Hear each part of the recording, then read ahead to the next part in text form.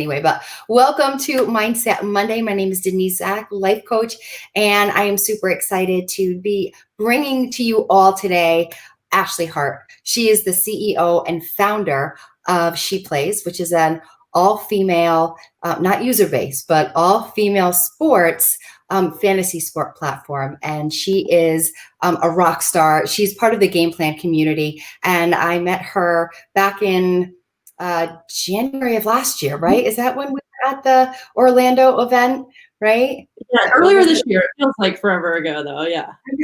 Right. January of this year. I know. I feel like it's been about 4 years since we've had that event. But just super excited to have you here. I'm going to let you tell a little bit about yourself. Just tell everyone, obviously who you are, but then tell us a little bit about She Plays, this really cool fantasy sports platform. Yeah. Well, thanks so much for letting me come on today. I'm super excited to chat with you, and yeah, just to be a part of Game Plan U is extraordinary. So I'm thankful for it. So I am originally from North Carolina. I've been based in Orlando, Florida for the last 2 years. Went to Wake Forest University, go Deeks.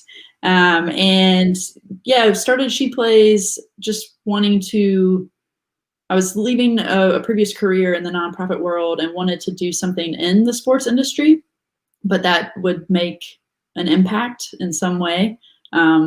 Social justice is definitely a big part of who I am. And so just looking for ways to do that, and being a female myself, a former athlete, a fan, just kind of disillusioned with the fact that women's sports was still so hard to see on TV, and the equal pay argument or the fight that was prominent and still prominent today with the U.S. women's soccer team. And so just started looking at what existed for the men's side that wasn't there for the women's, that can maybe help grow engagement, and was honestly shocked that fantasy sports were almost non-existent. And just knowing in my own personal experience of playing those and being engaged with leagues that probably wouldn't watch otherwise, just thought, okay, let's give this a go and see if this is just an organic way to grow that awareness, give them more attention, give them more broadcast opportunities, be a part of that movement. So yeah, that's how She Plays began. And it's been 1.5 years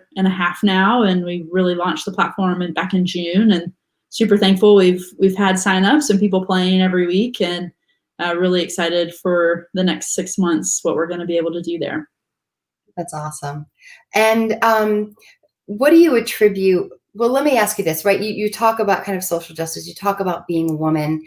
And for those of you who've not watched this podcast before, I'm really trying to get in between the 6 inches between people's ears to really figure out what their thought process is, kind of how they show up to their day amid challenges and amid struggles. And, we look at people who are doing great things and crushing it out there, but not everything is a piece of cake, and not everything is this kind of walk in the park. And so I really want to talk to people about, what could have gotten in the way, what might have held you back, but didn't, right? So here you are, a woman in a male-dominated industry. First of all, sports technologies, male-dominated industry. And now talk about gaming and betting on top of it, and the differences in terms of attention and monetization and all of that when we think about women's sports versus men's sports. Were you at all intimidated? I mean, were you, was there a part of you that was kind of like, oh, I don't know about this. This might be really hard. What was going through your mind when you started to kind of develop this? Yeah, I would say yes, as far as just the development itself. So coding, I had no experience. It's like a foreign language. And so knowing the back end software development of it, that's crucial, if you're building a platform, that was definitely over my head, and needing to find the right people, the right connections, the right team. As far as being a woman in the space, it's kind of been twofold, kind of both ends of, or both edges of the sword, I think is the phrase. But there are definitely conversations that I start, and people, and men that I'm having the conversations with just dismiss me because it's women's sports. Making jokes about is it Team Cinderella? Is it team, that kind of stuff. And that you kind of just have to, okay, you kind of don't know what you're talking about. And I'm just going to have to leave this conversation as politely as I can. But Yeah. on the other side, because we are so unique and new to the space, we get attention that maybe otherwise we wouldn't. So right before I met you guys at Game Plan U, I was at the FSGA trade conference in Las Vegas, and we got a shout out from the main stage. It's my first time ever going, because we are targeting an audience that has never been targeted before, providing ways for them to engage like they never have before. So, and part of my ethos is to not bring men down. Like, I'm not here to put men down or make less of what they're doing. It's just to prop women up to the level, an equal standing, like an equal opportunity. Right. So, I try not to live in the harshness of, oh, it's women's sports, like from people who don't know what they're talking about, because clearly women's sports Right. are entertaining. They're a wise investment. We've seen it for years, but especially in the last 2 to 3 years. And so, Absolutely. yeah, just finding the people who get it and who are wanting to go there with us. Yeah. And appreciate all that women's sports brings to the table, right? Yeah. Yeah. So, yeah, and I think that it's so important, and such um, a missed opportunity, I think, a lot of times with the male dominated way that the industry works. And so it's hard to find a voice for particular, segments of the population. And so I really applaud you for doing that and sticking to it, and not kind of just saying, oh, well, I don't know coding, so I can't do this, or well, is it really going to make a difference? Are people even going to want to join? So I love the fact that you were just able to kind of go with it and keep moving forward with it. So I'm curious, what your user base is like. Do you have an equal number of men and women? Like, how's that all working out? Yeah, thank you for asking that, because it is interesting. I think when we started with just soccer, just the NWSL Challenge Cup, and that was predominantly women. We definitely had probably like 65-35 breakdown, women to men. But then with the WNBA started playing and we added that, we had a huge increase in men coming to play. So it's definitely, it might be 60-40, 55-45 now. But even historically and statistically across the country, 84, I think it's 84% of sports fans like women's sports. And so, we're definitely hoping that we're catching any and all sports fans, not just, we're very conscientious of, we want to make it a welcoming space for anyone to come play. We just promote women specifically, but anyone can come play, invite their friends. And so, pink's one of our colors, but it's not like the main, like we're just trying to make it as opening and inviting a place as we can for anyone. Absolutely. And I think it goes both ways too, in terms of the fact that you're providing a platform for women's sports. I think it also sets a tone that it is exciting, it is engaging, it is, worthy of attention and time and investment. And so I think that, the sponsors and the people who might be a little bit, tentative about saying, oh, well, should we invest in that, or should we, even take this seriously? I think, the more kind of runway you have, and the more this develops and the more it grows, you're actually showing to investors, to sponsors, to, media and everyone out there that, yes, this is a thing. This is real. This is something that needs attention, deserves attention, and can actually, blow out of the water if done the right way. So I think that that's really, really awesome. I want to ask you though, like, was there ever a point where you felt like, this might be too hard, or was there a particular challenge that came up at all through this process where you felt like, I don't know, is this worth it? Should I keep going?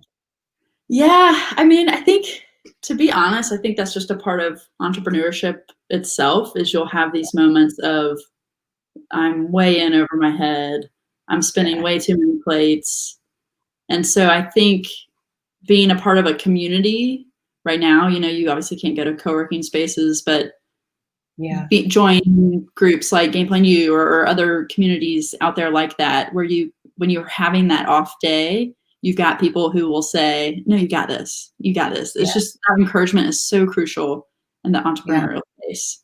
I do think that there have been a few more mountains that we've had to climb being female centric in this space.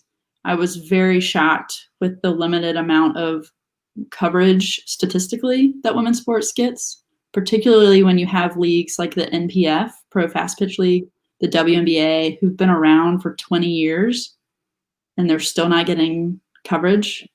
And for a fantasy sports platform, we need stats in order to run it. And so I think when I've come up against those kind of hitches, I would say, it's just like, okay, we're just going to have to add a separate step to this. And it's a big step, but thankfully I think we're passionate enough about what we're doing and honestly, like wanting it for people just like, like I would be on it all the time. If I wasn't creating it, I would be playing fantasy sports all the time. So, just keeping in mind the end goal and again, just giving a voice to people who deserve it. They deserve to have had this attention for years.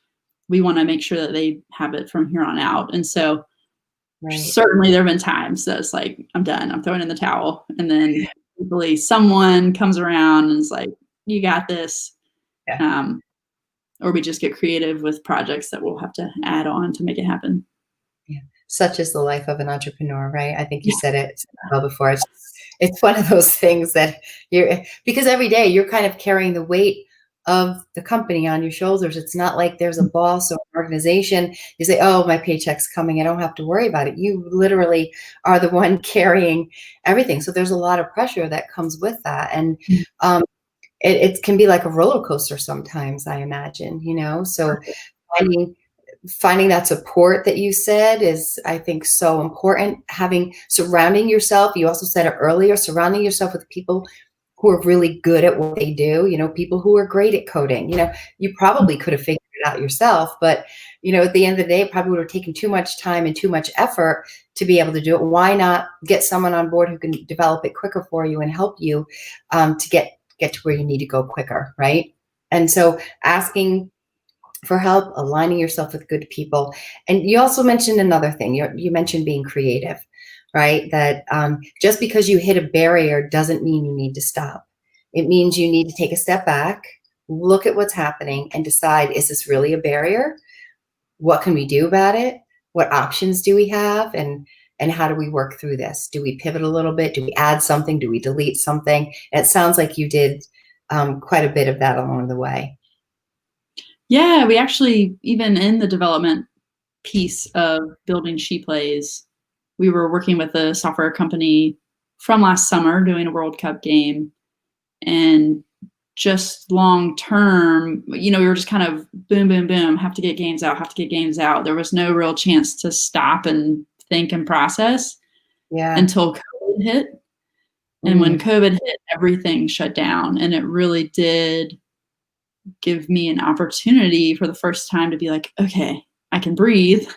Now let's think through. And we actually decided to part ways with what we had been building and bring it all in house, which was a big change, but it was that like, we can do this. We're starting small. We can do this, make it look like what we want to look like.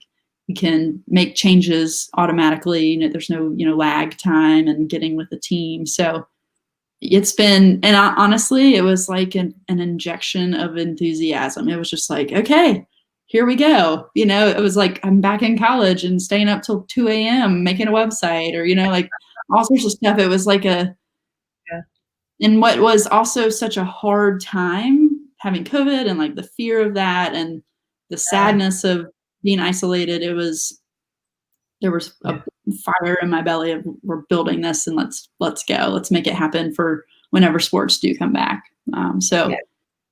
But yeah, that creativity piece it comes in all shapes and sizes too. We're not talking artistically because I don't know that I have much of that, but just the problem solving. It's really fun. That's another fun aspect of this entrepreneurial thing. And also much easier with a team when you can bounce ideas off. I know that's like a theme I keep bringing up. If you're an entrepreneur and you're starting, build a team. Focus on finding people who are passionate about what you're doing and have their own realm of expertise that you can build something together. Yeah. So cool. And, you're not the first person that I've talked to through this process who has said that, I mean, COVID stopped the hamster wheel, right? It was like, we're always on this, especially in the United States, we're always on this hamster wheel. It's like, do it faster, do it quicker, do it more, don't stop, don't look, don't reflect, just keep going. And COVID it was like all of a sudden everything came to a halt, and we didn't have any other choice but to kind of sit back and say, okay, now what? And I think so many people took advantage of that. And so many people with positive mindset, and I know we may not be talking about artistic creativity, but there's a creative aspect to your mind that isn't just going to be straight and linear. That's going to say, hey, wait a minute, we have an opportunity. We have something here. We have some time. We have some space. Let's try to create something different if what we're doing isn't exactly what we want right now. And you took an opportunity to do that, and which I think is amazing. And unfortunately, I think in our society, we don't have enough of that. Take a step back and look at what's happening and reflect. But you certainly capitalized on what could have been, much more difficult. And you also balance the fact that, like, yeah, something sad is happening, like over here, like this is COVID and there's a lot of like scary stuff going on. And I'm not going to just focus on that. I'm not going to let COVID take me on even more of a roller coaster ride and distract me from what's really important in my life, because over here is my business, my life, my friends, my coworkers, and everything else that I can still focus on, right? So you found that balance of knowing that this thing is here, but saying, hey, this is an opportunity. I want to look in a different direction, and we'll be okay. This isn't the end of the world, kind of thing. So I love that. I don't know if you felt that way, but I while you were doing it, but it certainly. No, it is. It's interesting to look back, and I think there was probably a weekend there I was just like, what is reality? I'm kind of done. And it's happened. I mean, talking like mindset, I think it's been such a rough year, especially for those like personally affected by COVID and for like first responders. But then I think for anyone else who's been at home and having to adjust, it's just not been easy. And so, there are pockets of that time where it's like, I can't do anything. I can't focus on anything. And this is totally taking me for a spin. But to be able to come back and have something that you are so passionate about. And again, it does just have that thread of, we have a mission. We're on a mission. And so when you have that kind of purpose, it is so impactful and helps you just come out of whatever fog there is and say, okay, time to get back. It's good to accept the feelings that are difficult and process them, but then let them go and continue on. So yeah, it's been a weird year though. Weird year for sure. Yeah. No, and you just said something so powerful that a lot of people don't do. You just said it is important to acknowledge the feelings that are happening and then let go of the fact that I just need to focus on something else, but also that you really don't have control, right? Mm-hmm. Like, yeah, we need to know that we're having a reaction to something, name it, own it, process it. If you need to, be upset about it for a while, that's fine, but don't stay in it. Right. And you chose not to stay in it. And that's what I'm hearing, which I think is so important. You chose to focus on something that was meaningful for you, that you have passion about, that was important for you. And that's where you put your mindset. That's where you put your focus. And I think that that's a really important thing. And I'll be completely transparent too. I mean, I'm a big proponent of counseling. And so like having someone to chat with about life in general, and not just in a COVID year, but just we're humans and we feel things, and things disappoint us in different ways. We react in different ways. And so being able to just process what you're feeling and see like what that's really representing underneath. Yeah. Yeah, just it helps you have a healthier mindset of, okay, yeah, back to my purpose, back to what I want to do. Yeah, absolutely. It gives you an outlet, right? It's Mm. kind of like, kind of an air pocket building up somewhere, and it just gives you a way to kind of let that go, talk through it, process it, understand it, and then get back to the game, right? Get back to literally the game for you, but get back to life and get back and be able to then focus in the way that you want to. And I totally agree with that. I think that we're in a space a lot of times where that's kind of not so much now. I think people kind of get it now that like we as children and as, young adults, people taught us all the time. And, it's ad nauseum now, wash your hands, eat well, drink fluids, get good sleep so that you don't get a cold, so that you don't get sick, so that you prevent illness. But no one told us, in kindergarten or elementary school, this is what anxiety looks like. This is what Mm. depression feel like. This is how you can work through it. These are the symptoms. This is where you get help. It's important to get help. You don't need to be ashamed, right? And none of that gets talked about. And so you've got all of these people kind of stuffing things down or not even understanding what it is that they're feeling, thinking, experiencing. And then that can kind of lead to just faulty beliefs and limiting beliefs about the self that impacts every single day and every single thought. So I think what you're saying is so incredibly important, and it sounds like you get it. Well, it's interesting, and sorry if I'm bringing up a totally off topic, but it's been Go for it. interesting too to chat about, again, like the importance I find in having fellow entrepreneurs, because truly no one really understands what you're doing or what you're feeling or this need to work on your company the way that other entrepreneurs will. Even before COVID, having conversations with friends of like, yeah, all my friends are at a bar at 10 p.m., but I don't want to be there. I want to be here in the office working on my company. And Yeah. I think being at home, surrounded by people, whether it's family or partner, spouse, whatever the case may be, a lot of people still aren't understanding it, but you're also having to fight with like, but I need to get this done. And like the schedule conflict that is of like, I need to stay up till midnight, get up at 6, whatever the case may be. I Yeah. think I've had a lot of interesting conversations with friends and fellow entrepreneurs that are just like, it's been like so hard to love my family, my friends well, while I need to be working so much too. It's just, like there's no separation of home and office now. Yeah. So Yeah. I think, Yeah. again, just finding fellow entrepreneurs to be able to commiserate with, or just like, how are you dealing with this? How are you loving your family well when you need to Yeah. do this? It's just so important. Right. That boundary setting, right? Knowing that relationships are really important and maintaining them, but knowing also too that familiarity breeds contempt sometimes. And that when you're with someone 24/7, it can be a little bit overwhelming. And then any, underlying issues that are there can kind of bubble up. And then finding that balance and setting those boundaries and being okay with setting the boundaries, right? Because sometimes we set a boundary with a family, friend, spouse, and they get upset. And then we automatically think, well, I did something wrong because that person got upset, when the reality is sometimes boundary setting upsets people. And the Mm. most boundary people in the world tend to be the happiest because they know what they can tolerate. They know what's okay for them. And they aren't afraid to kind of say it and say, I'm sorry if this upsets you. However, this is what I need in this moment. So I think that's a really important point that you bring up. You've brought up so many amazing points today.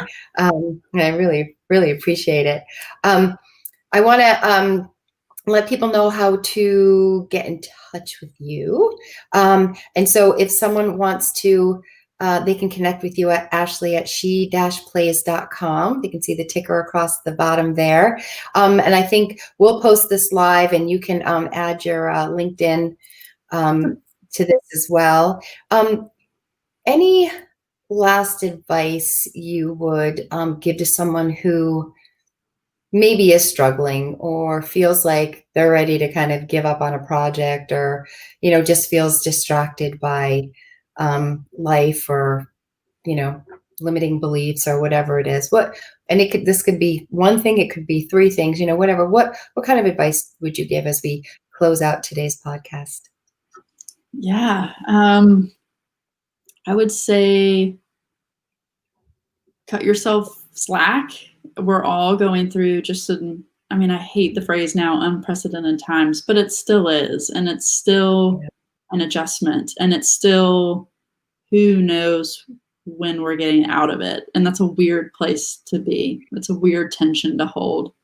And so cut yourself slack if you haven't performed like you thought you would this year, or, you haven't had the motivation like you normally would. I don't think anyone is. And then I think too, just go back to your why. Why did you start this? Why are you doing this? Is the passion still there? And if it is, keep moving, keep doing one thing at a time. Make a plan for the next day and week and month if you can. And if the passion isn't there, it's okay to stop. It's okay to move on to the next thing. Life's too short to spend time doing something that you're not passionate about or you don't find purpose in. But I would hope that if you have the passion, again, find community if you don't have that already that can encourage you in the down times. But just have grace for yourself. I just think that we can be so harsh on ourselves and expect so much from ourselves. And we've just got to know, even in non-COVID times, we're not perfect. We're not going to get everything right. We shouldn't. You learn the best from your failures. So, I think just remember that you're human too, and probably the grace you're giving other people, give it to yourself. Awesome. My things. I love it. Beautiful advice. I couldn't have said it better myself. Awesome. Thank you so much for being here today, Ashley, for your insights, for your honesty, for your willingness to share.